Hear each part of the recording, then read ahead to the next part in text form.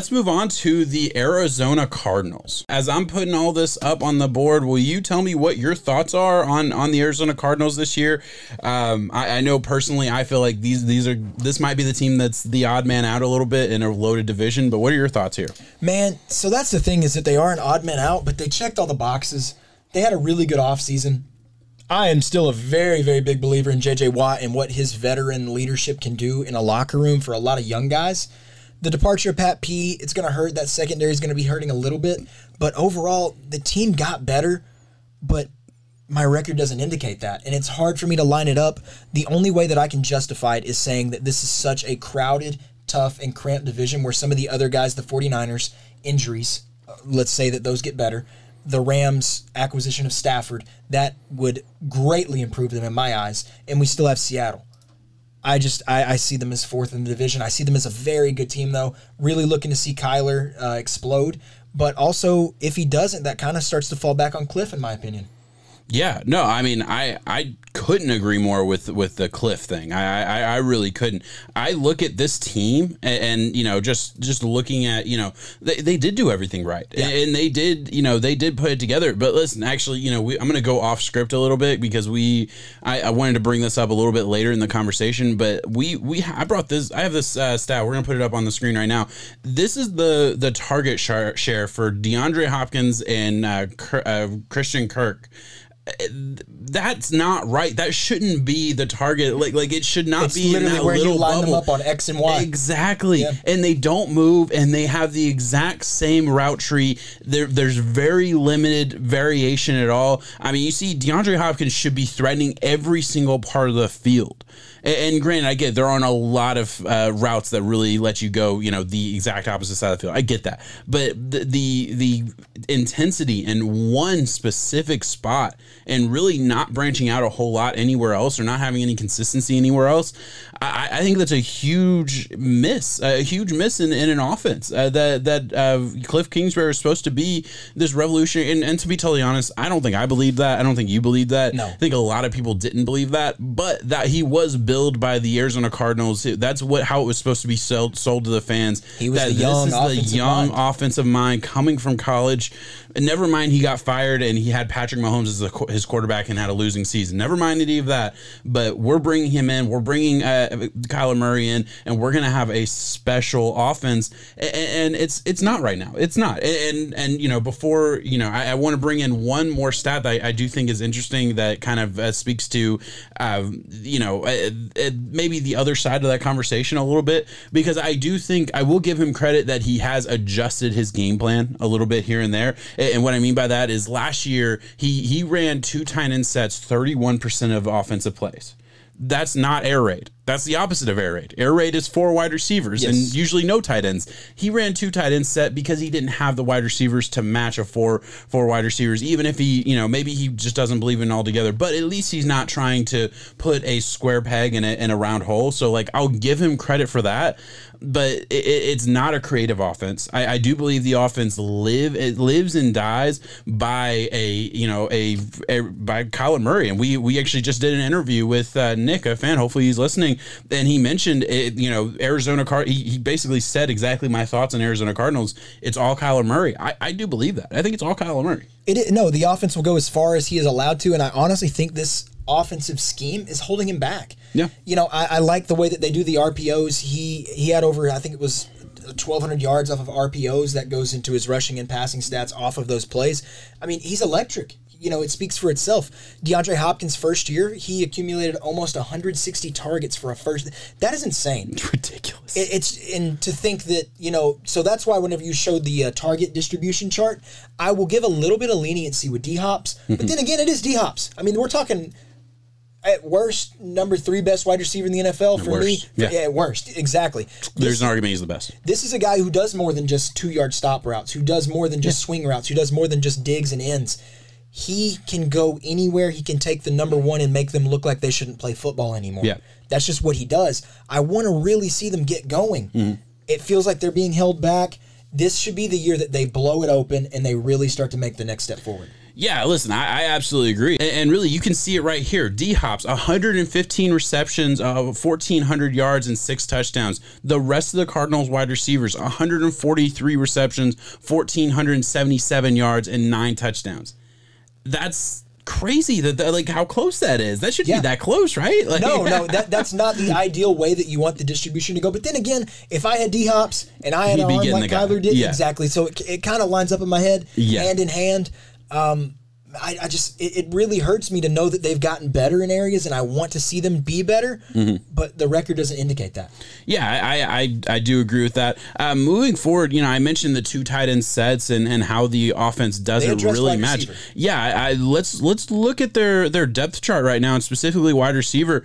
Obviously DeAndre Hopkins, but they did bring in an AJ Green to add to that offense, and they brought in a Rondell Moore in the second round. Andy Isabella probably a bust, right? Christian Kirk. Probably going to be a starter, but also I don't think it has the ceiling that a lot of people thought they had. It's crazy that they spent 4 second-round picks on wide receivers because that's what DeAndre Hopkins went for too. It's ridiculous that's how their wide receiver core works out. But it speaks to what Cliff Kingsbury wants to do, and maybe this is the year he really gets to do what he wants to do, which is run that air raid for wide receivers, play the you can still have the RPOs and all those other things. There's creative ways you can do that with a Kyler Murray and also spread the field. Maybe this is the year. You have AJ Green on the outside. You have Christian Kirk on the inside. You have Rondell Moore on the inside. You have DeAndre Hopkins on the outside. Like there's a lot of things that can be done. Rondell Moore is the dude, year? Man. Is this the year? It could be. It could be. It really could. You both don't believe that, though. No, don't believe this is the year for air raid system. I don't believe this is the moment that the air raid system really gets introduced in the NFL in a real way. I think I've seen it enough to know that it doesn't work consistently. I'm not gonna say it can't work at all, but consistently, I do have questions. Just while we're looking at this depth chart, I also have questions about the running back situation. You look at you look at Drake is gone, and Drake underperformed. Really, the running backs in general underperformed. If you take away Kyler Murray from the rushing stats, it's atrocious. It's below average. It certainly they're is. A bottom 20 team. Yes. Yeah, absolutely. They're a bottom 20 rushing team. If you take away, it's actually 18th in the NFL in yards per carry when it's excluding Murray, but every other stat excluding Murray is worse than that. So I mean, it's not good by any means. What are we expecting from the running back situation here? With obviously, you have a Edmonds, who I do like, out of a small school, Fordham, I believe, who has a chance. Obviously, they brought in James Conner from Pittsburgh, but I do believe he is over the hill a little bit. Benjamin, 7th round pick last year that a lot of people like. What are your thoughts here?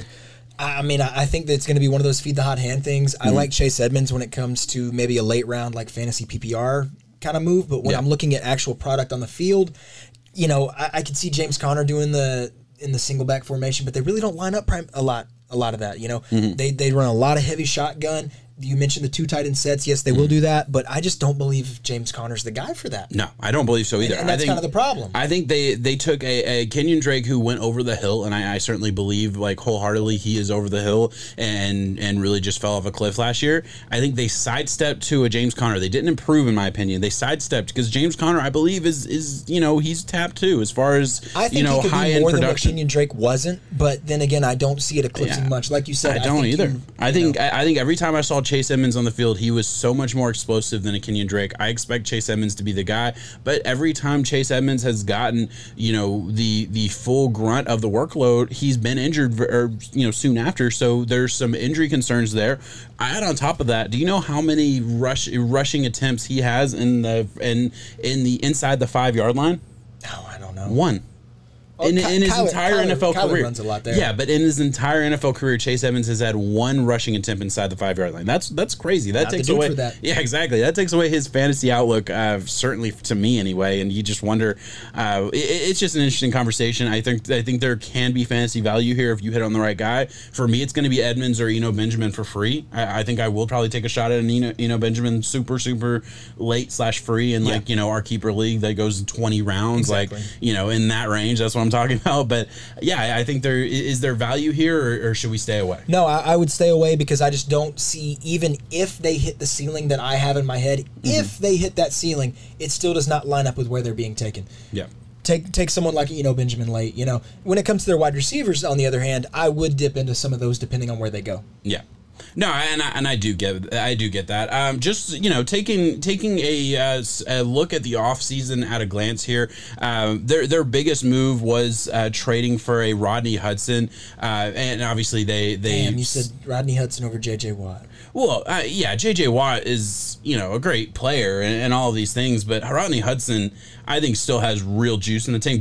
Granted, both of them are over 30, so you can say what you want to say. Rodney Hudson was arguably a top 5 center last year. Yes. J.J. Watt was not arguably a top 5 anything last year.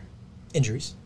Yeah, okay, but injuries the past 3 years. I get what you're saying. Come on, guys. I don't hear what I'm not saying. J.J. Watt is an all-time great. I love J.J. Watt. This is not me shitting on J.J. Watt. If you knew me in his prime, you would know how much I fucking love J.J. Watt. He's one of my all-time favorite players of all time.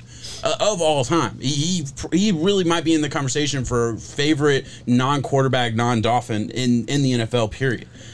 But at this point in his career, contribute still. I do not think he is done. I'm not saying he's done. But I do think him, AJ Green, Malcolm Butler, all of these additions. Oh, yeah. AJ Green and Malcolm Butler. Older guys. Yeah, I put them all in the same, same tier as far as their ability to produce. JJ Watt brings a little bit more from a leadership perspective, I would say. And I'm not taking anything away from those other guys, but JJ Watt is JJ Watt. So I certainly think, he can add some pieces. I get what you're saying. He can add some pieces, but he's not going to be an every down threat. He's maybe a third down rusher or things like that. I don't think he's a guy that's. You think he's that limited this year? I don't think he. I don't think he is. Yeah, I don't think he's a guy that we're going to hear a bunch of I don't know, and I could be wrong on this. But yeah, I don't think he's going to be the guy. I'll put it that way. I don't think he. I mean, they have Chandler Jones, right? Yeah, Chandler Jones. He had injuries last year, but yeah. Chandler Jones is the guy there. But J.J. Watt, man, listen, those names on paper, a lot of those, I wish they could have been able to keep Hassan Reddick, honestly. Yeah, Hassan Reddick is a great player. Exactly. I think J.J. Watt's got a lot of stuff left in the tank. So you think he has a lot more than I do? He has 2 years of elite play left. Elite, yeah. I think his elite play is long gone. His elite play is long gone. So he's 2 years of serviceable play left. I think it's injuries that have kind of strayed away from but that. At this point, those injuries piled up for 3 straight years. I mean, come on, that's gonna very random. That's gonna hold up. How do you feel about a Von Miller then? Age wise, they line up close to the same. I think Von Miller probably has more in the tank. I do because his injuries have been.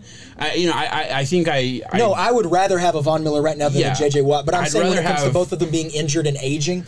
Yeah, neither of them are going to be the top of their game. JJ, you always give me shit for being too quick to toss older players. J.J. Watt is not a top 5 defensive lineman anymore like he was. Yeah, but I can admit that. I would say he's not 15. He's not top 15. He's not top 20. I wouldn't even say. There's a lot of good ones in the NFL. There's a lot of great young ones. There really are. So, I mean, it's hard for me to put a number beside it, but I do think that he can contribute to them. Okay. More than just a locker room presence. Fair enough. Yeah, and I'll give you that. But I will stand by, I think the big signing, the big move was Rodney Hudson. I think Rodney Hudson helps their team more than anybody else in the free agent department. That offensive line needs it for Kyler, yes. Yeah, and their offensive line, it's quietly good. I think it's ranked 13th by Stat Football Analysis. And that's then throw in a Rodney Hudson, yeah. Yeah, right. Yeah, well, that's what I'm saying. Rodney Hudson adds to that. They also, I believe, drafted one at some point in the draft. So you look at that, and that's one of my questions. Will the addition of aging vets at key positions pay off? I don't know. I do think did this team quietly just get older?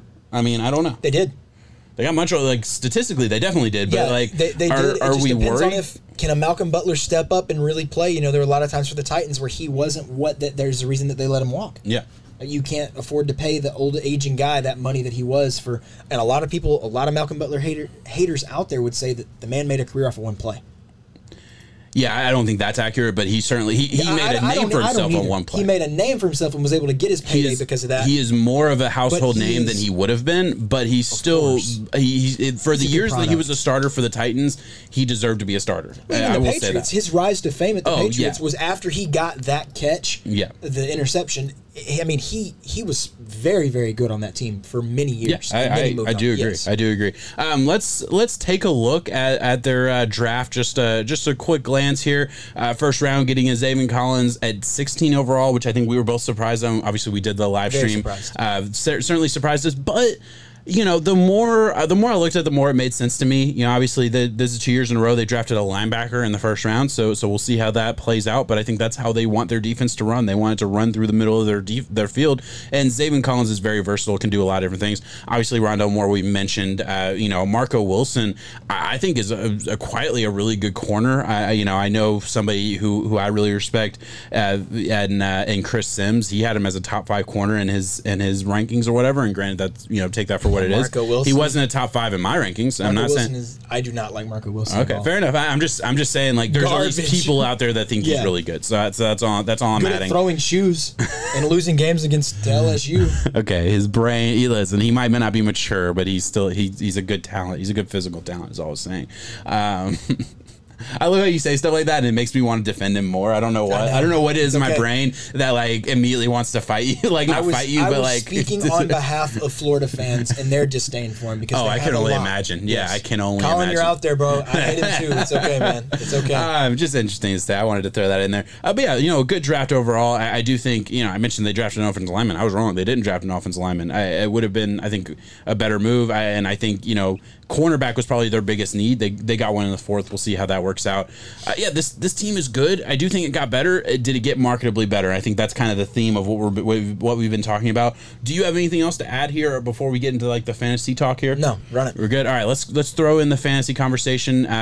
While I'm throwing it on the screen right now for you guys, I'm going to let Jacob look at it for the first time, and I'm just going to kind of talk through some of my thoughts here. Kyler Murray obviously getting he actually took a step down in passing yards, but still 4,000 passing yards. Gave him a huge step up in rushing yards. So totals over 5,000 total yards, 30 passing touchdowns, 8 in the. Yeah, I gave him pretty good stats. Maybe I overblew it a little bit. Let me know what you think there, but I do think this is assuming health, by the way, and I think a big conversation, something that I wanted to bring up, but I'll bring it up now here. When you look at the splits from Kyler Murray from pre-injury, he injured his shoulder in week 11 to the rest of the season. It's marketable. It really is. Pre-injury, he had 9 rushes per game, 7.6 yards per carry, 62% success rate. Post-injury, 6.1 rushing yard or rushes per game, 5.1 yards per carry, 60% success rate. That's significantly different. And then, you know, pre-injury passing, he had 7.6 yards per attempt, 3.7 sack rate. That's pre-injury. Post-injury, he had 6.6 yards per attempt, so a whole yard down, and 5.8 sack rate, so significantly higher sack rate as well. Yeah, the injury really did affect him, and it's one of those things that I don't think was talked about a whole lot during the season. It's something that I kind of really found going back and researching it and all these things. I think I'm assuming health for the entire season, and I think if you take the split from the first 11 games and take those numbers and bring it out for 17 games, yeah, it's going to be these kind of numbers, and that's where my thought process came for these numbers. Yeah, well, and I also have to add in that other game. You know, I know that doesn't make an overall big difference, but then again, we did the math on the 5,000 yards. So, you know, primarily 5,000 yards for any quarterback is a landmark milestone to hit. Yeah. Guys like Drew Brees kind of made it more common in household, but before that, it was unheard of. So now you do it, it averages out to about 270 yards-ish a game. That's really not all that crazy. So at first I saw that and was like, that's semi-MVP year. Added a few more touchdowns. That's MVP for Kyler. I gave him 38 touchdowns. Both rushing and passing. 38 touchdowns, 1,100 yards. I mean, it's impressive. That's a lot. It is. That's a damn good year. That's a top 10 quarterback year. Oh, I think he is a top 10 quarterback. So yeah, absolutely. And that's where it's at. And this is him again. Granted, I did this and still have him winning 8 games in the season. You have D-Hop's receptions right around the same where it was. The yards kind of go up a little bit more. I pretty much copy and pasted last year and then adjusted for not copy and pasted, but gave it very similar market share, and then adjusted obviously the number of yards based on last year, and obviously the 4,000 passing yards. That's the piece of Rondale Moore with a 61 reception, 600 yard, 5 touchdowns. That is really good. Like that? That is really good for a rookie. I thought that was a reasonable milestone for him to hit too. I think that's really good. I think that's something that he could do that has Christian Kirk going, I might lose my job. That puts him in the slot. That has him in my little world. That has him winning the slot receiver role because that's what he has to play. He has to play slot, right? Obviously, Christian Kirk might be playing slot, might play outside. It depends on what happens. Obviously, he lined up majority in slot, as did Andy Isabella. I don't foresee him having a huge issue fighting off Andy Isabella. I also added in the possibility, like if you look at all the wide receivers that got some stats, I'm projecting more 4 wide receiver sets. I'm projecting them to really give the air raid system a shot. I really am. So yeah, I certainly have that expectation. Gave Max Williams, the tight end, fair numbers. I feel like for the most part. That's some people. I think you might have if this reaches the Arizona Cardinal Nation and whatnot. They're very high on Max Williams. Yeah, they're very high on some of looking at his fantasy production going forward. I think there's an interesting conversation there with Max Williams because if you look at what Dan Arnold did last year and Max Williams was on that roster, there's really no other tight end that's really on that roster that we can really expect to take food out of the mouth. Yeah, exactly. And granted, maybe there is, and maybe there's a guy that ends up doing that, and that I don't know about. It's certainly possible. But last year they ran a lot of 2 tight end sets. I mentioned 31% of their snaps 2 tight end sets. I'm expecting that to go down. I'm expecting Max Williams to be the main tight end on the forward, on there. But you brought in AJ Green for a reason. You brought in a Rondo Moore for a reason. Obviously, DeAndre Hopkins is going to eat. Obviously, Christian Kirk, he's not just going to go away completely. Andy Isabella, I think, will be the odd man out. He's proven to me that he's a little bit of a bust. So we'll see what happens there. So yeah, Max Williams. I actually do like Max Williams, the talent. I remember watching him last year and thinking he was, I didn't think he was marketably worse than a Dan Arnold, who I felt like got all the praise for that team. So yeah, I certainly felt like I gave him respect, but also I'm just not projecting the tight end to be a huge part of this offense, I guess, is what I would say. But now that you mention it, and I hope that some Cardinals fans really do get to see this and can put their thoughts in, because I'm not against, adjusting the numbers. As I said at the top of the show, the whole point of us doing this is I'm doing this is my kind of rough draft of the yards. I did put a lot of thought into it, and I did put my research, but I'm not this is not my final product. So if you're in the comments shitting on me, that's fine. But hey, just let me know what you think. You don't have to really shit on me. You know what I mean? Because this is not my final product, and that is certainly something to think about for Max Williams there. If I should adjust that. And, I think a lot of it's going to have to do with what formations do they run. Are they going to go to more 4 wide receiver? Well, if they do run that and they do commit to this air raid, I mean, Yeah, we cut him off. And that's kind of what I was thinking there. Anywhere else you want to go with this? No, I like it a lot. Chase Edmonds, James Conner, conversation. I didn't even mention them just because I guess it solidified it in my head that I'm not touching them. I gave them 30 and 22%, so I did give Chase Edmonds the respect that he is the number 1. But I split it close enough down the middle to where, I really disrespected James Conner as far as production because I gave him. That's honestly now just looking at it, I'm going to have to change that. I'm looking at 22% rushing attempts, 15% rushing yards, and that comes out to 125 attempts for 388 yards. That's not right, so I'll have to adjust that a little bit. Yeah, but there'll be a little tweaking. But at the end of the day, I'm looking at that fantasy points per game over there too, and I know that can be tweaked a little bit north or south. But at 13, looking at Chase Edmonds, man, you just can't do that. Yeah, that's not. Yeah, and you gotta look at those weeks where it fluctuates, and he does get that touchdown, or he does get that little bust of a play, and goes up to 20. And then there's weeks where he's gonna hit 3, it could 8. Be bad. Yeah, I definitely agree. It's good. There's gonna be the ebb and flow there, and yeah, but maybe the running back. It could be interesting in if you're running that 0 running back system, and you can take a shot at one of these guys, but. Yeah, no, that's not the system I run. I try and draft my running backs early and often. Yeah. All right. Anything else you want to say before we close the book there on Arizona? Close them.